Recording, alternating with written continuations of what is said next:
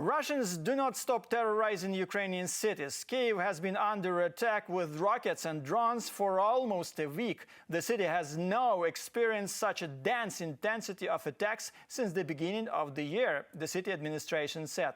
The occupied Kherson also experienced a large-scale attack on the morning of May 3. The railway square, the railway station, a supermarket, a gas station and a factory came under attack. 23 people were killed and 46 others were injured, including 2 children. Russia's terror against the civilian population of Ukraine. They do not receive the status of prisoners of war, so they have much less chance of returning home. Almost 2,000 Ukrainian civilians are being held captive by Russia. Among the prisoners are both adults and children who were abducted, illegally imprisoned or deported to the territory of the terrorist country. Residents of the occupied territories who are forced to renounce their Ukrainian citizenship under the duress are also hostages of the invaders.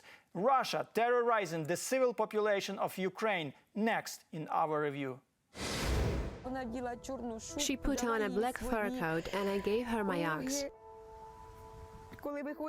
As she was leaving, she kissed me and asked to say goodbye to her father.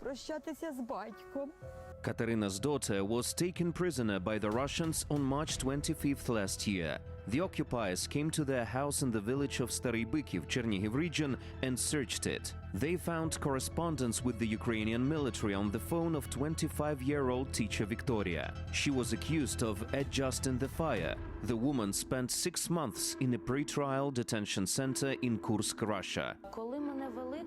When they were taking me away, they asked, "And what about her?"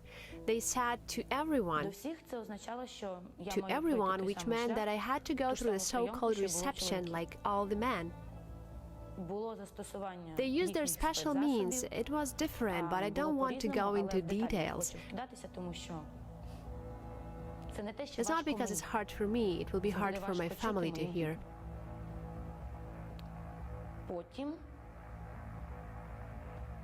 They threatened me, beat me, and even said they would burn me alive. In Russia, the woman says, Ukrainian prisoners are abused both physically and morally. Prisoners are forced to sing the Russian anthem and so-called patriotic songs for hours on end and are forbidden to communicate with each other in Ukrainian. For Victoria, the nightmare is over. Human rights activists helped to free her.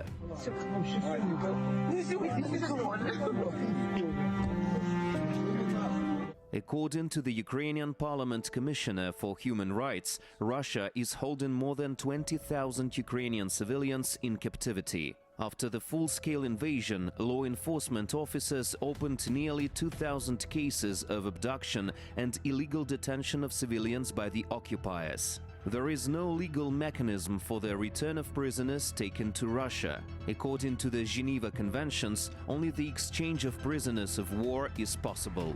Sometimes civilians returned with groups of prisoners of war, but these were not exchanges. Much more often, the Russian Federation simply released some civilians. If Russia exchanges Ukrainian civilians for its prisoners of war, it actually grants Ukrainian civilians the status of civilian hostages. That is, it signs for taking hostages, and this is very, very serious crime. Since the beginning of the full-scale war, only 140 Ukrainian civilians have been released from Russian captivity. But the terrorist country is not only holding adults hostage. After the invasion, more than 19,000 Ukrainian children, including almost 5,000 orphans, were illegally deported to Russia. The Kremlin is proud to be kidnapping little Ukrainians, separating them from their families, illegally giving them up for adoption, and re-educating them in the spirit of Russian propaganda. Did you adopt a child from Mariupol? Yes, yourself? Thanks to you. A small one? No, 15 years old. Now I know what it's like to be a mother of a child from Donbass. Following this public confession by Russian Ombudsman Maria Lvova-Belova to dictator Vladimir Putin, the International Criminal Court in The Hague issued an arrest warrant for the illegal deportation of Ukrainian children. According to Putin's decree, all residents of the occupied territories face deportation if they do not exchange their Ukrainian passports for Russian ones by July 2024.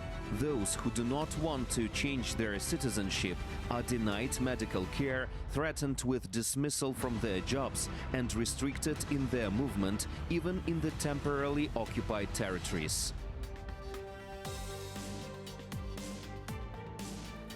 Thanks for watching our YouTube channel.